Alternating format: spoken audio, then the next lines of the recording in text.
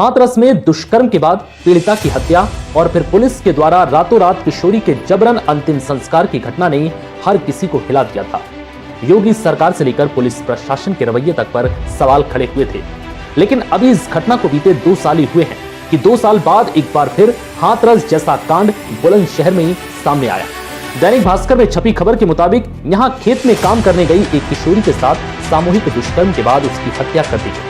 हालांकि यहां हाथरस कांड की तरह पुलिस ने शव को खुद तो नहीं जलाया, बल्कि परिवार को लाठी और जेल का डर दिखाकर आधी रात को अंतिम संस्कार करने के लिए कथित रूप से मजबूर किया। जानकारी के मुताबिक बुलंदशहर और अलीगढ़ की सरहद पर बसे गांव डिवाई गालीपुर में 21 जनवरी के इस मामले को पुलिस प्रशासन ने डरा धमकाकर दबा दिया था। साथ ही ये कहानी अखबारों को बताई गई कि प्रेम प्रसंग के मामले में लड़की की हत्या हुई। लड़के ने खुद को भी खत्म करने की कोशिश की, ऐसा कहा जा रहा है। दैनिक भास्कर की रिपोर्ट के मुताबिक जब इस पूरे मामले की पड़ताल की गई तो कई चौंकाने वाले खुलासे हुए। किशोरी के परिजन के मुताबिक डिवाई गालीपुर निवासी उनकी 16 वर्षीय भांजी अपने घर पर थी। वो 21 जनवरी को घर से चारा लेने गई थी। दोपहर में भोरऊ गांव निवासी सौरभ शर्मा और उसके 3 साथी उसको जबरन उठाकर उसी गांव में ट्यूबवेल पर ले गए। वहां उसके साथ सभी ने सामूहिक दुष्कर्म किया। उसके बाद सौरभ ने किशोरी के सिर में गोली मारकर उसकी हत्या कर दी। पुलिस ने फोन से परिवार वालों को इस घटना की सूचना दी। किशोरी के परिजनों का आरोप है कि वहां ट्यूबवेल के कमरे की बाहर से कुंडी लगी थी। आरोपी सौरभ भी वहीं था।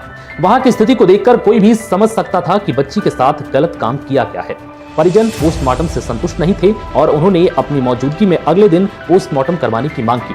परिवार का कहना है कि हमने पुलिस अधिकारियों से कहा कि बिटिया का शव गांव ले आओ, लेकिन अफसरों ने मना कर दिया। इसके बाद परिजन अस्पताल पहुंचे, जहां उन्होंने एफआईआर में गैंगरेप की धारा जोड़ने और सभी आरोपियों की गिरफ्तारी की मांग की, लेकिन पुलिस ने धमकाकर चुप करा दिया और रात करीब 8 बजे शव सौंप दिया। इसके बाद पुलिस की धमकी और दबाव के बाद आखिरकार रात 12 बजे परिजनों को अपनी बेटी का अंतिम संस्कार करना पड़ा। पिता का आरोप है कि आरोपी दबंग है। पुलिस इन पर सख्त धाराओं में कार्रवाई करने के बजाय बच रही है। आरोपी का पिता राजेश शर्मा बड़ा जमींदार है। मामले में आरएलडी अध्यक्ष जयंत चौधरी के ट्वीट के बाद सरकारी महकमा दबाव में आया और फिर पुलिस प्रशासन भी अपने स्तर पर जांच में जुट गया है। पुलिस प्रेम प्रसंग के मामले में सबसे बड़ा आधार ये बना रही है कि आरोपी ने भी आत्महत्या की कोशिश की। वहीं परिजन किसी भी तरह के प्रेम प्रसंग जैसे मामले से साफ इनकार कर रहे हैं।